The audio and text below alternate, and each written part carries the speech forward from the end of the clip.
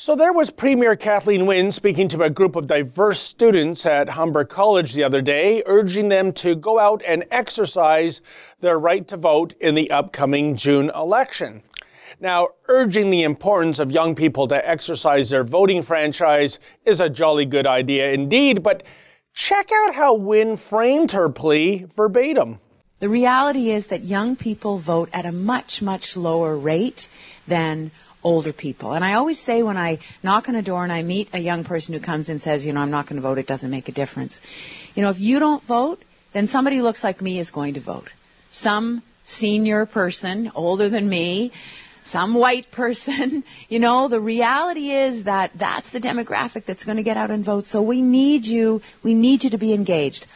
Wow, can you even believe your ears? Look, if Wynne said older people tend to get out and vote more than the younger generations, full stop, period, well, there's no story, and this would be factually correct.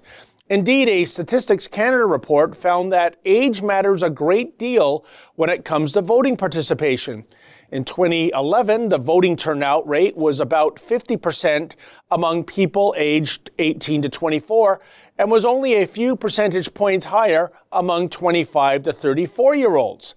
For those people aged 35 to 44, the participation rate was just below the national average.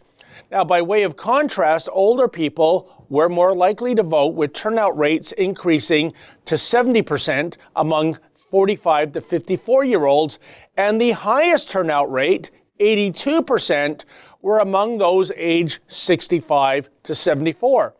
And because the Wynne Liberals have a majority government, surely a large chunk of those older people voted Liberal.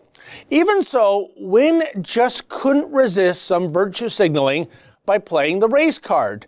Or is it the white privilege card? Or is it the white supremacy card? Gee, it's so hard to tell these days. Still, one thing's certain, Wynne's statement was purely racist. Just imagine how her remark would play if she had substituted white for any other identifiable group.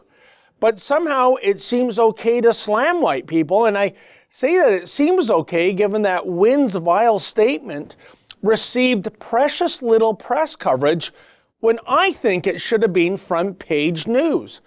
All of which makes me ponder if we're at a juncture now in which slamming Caucasians is so commonplace that it's simply part of the fabric of society, that this idea of dumping on white people is now so common that it's something to be expected, not exposed.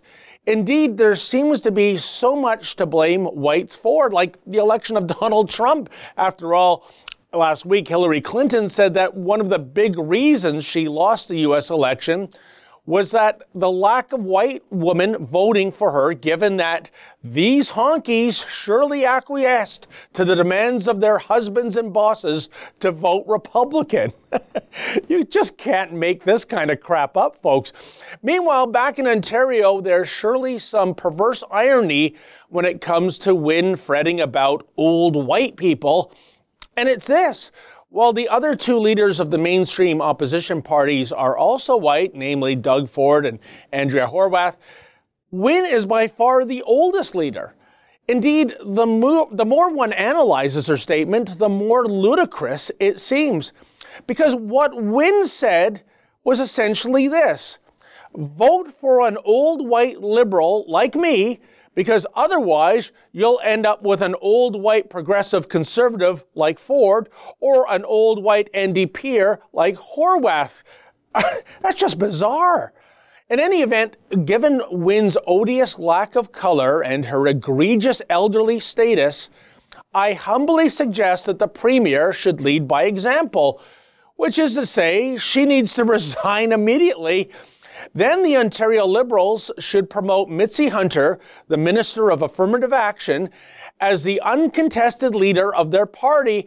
After all, if this upcoming election is all to be about skin pigmentation rather than merit, then Mitzi ought to win in a landslide. That's an excerpt from my daily TV show, The Ezra Levant Show. Normally it's behind a paywall, but I thought you'd like this video, so we put it on YouTube. If you want to subscribe to watch The Daily Show every day, including always 2 interviews a day, and I read my hate mail, just click on this screen and become a premium member.